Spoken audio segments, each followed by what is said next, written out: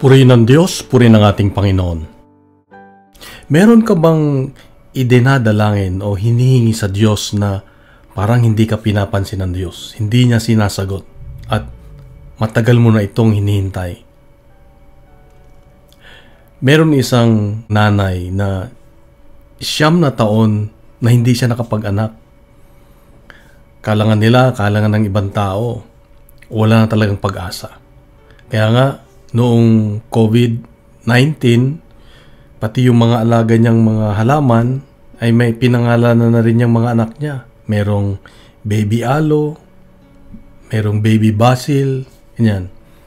Sa kahihintay niya sa tungod ng Diyos sa kanyang panalangin. Pero after ng COVID, bigla siyang nabuntis. At nanganak siya ng twins pa. Kaya pinangalan niya silang Mark and Matthew. Dito natin makikita na kung minsan ang mga panalangin natin ay parang hindi tinutugon ng Diyos. Pero merong panahon ang Diyos. Maaaring ang tinitingnan niya lang niya ay ang ating pagtsatsaga, ang ating pasensya, ang ating pagtitiwala sa Kanya. At kung minsan, kahit yung panalangin natin ay pinagtatawanan ng iba, na sa tingin nila ay imposible. Para bang yung meron kang kailangan sa gobyerno, sa tingin ng iba ay imposible yan, na tutugunin nilang kailangan nila yan ay yung pampadulas, alam mo na, yung korupsyon. Pero ikaw naman ay nananalig at tumitindig na kung gagawa ka ng mabuti, sasamahan ka ng Diyos. Kahit sa tingin ng iba ay nakakatawa, pero meron kang pananampalataya na hindi ka pababayaan ng Diyos. Tutugunin ng Diyos ang iyong panalangin. Kaya sa Ebanghelyo ay makita natin ang panalangin ng isang ina na patay na ang kanyang anak ay pinagtatawanan ng iba.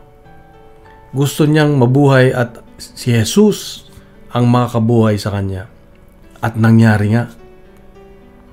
At pangalawa, ang isang babaeng 12 taong dinudugo.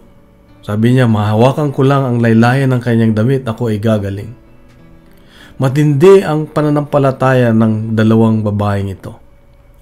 Ito ang tinuturo ng Diyos sa atin ngayon na magkaroon tayo ng ganung pananampalataya na hindi natitinag kahit anong sabihin ng ibang tao. Ang mahalaga, meron tayong pinanghahawakan, meron tayong paniniwala at pananampalataya na ang Diyos ay gagawa ng paraan.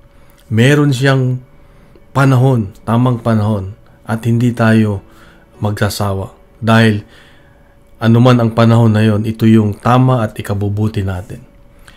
Kaya kapatid, ang paalala ng Diyos sa atin ngayon ay kailangan lang tayong magtiyaga at magtiwala sa Diyos. Itong paalala niya sa iyo at sa akin ngayong araw na ito. Anuman ang kahilingan mo, kahilingan natin, huwag tayong malungkot, huwag tayong manghina.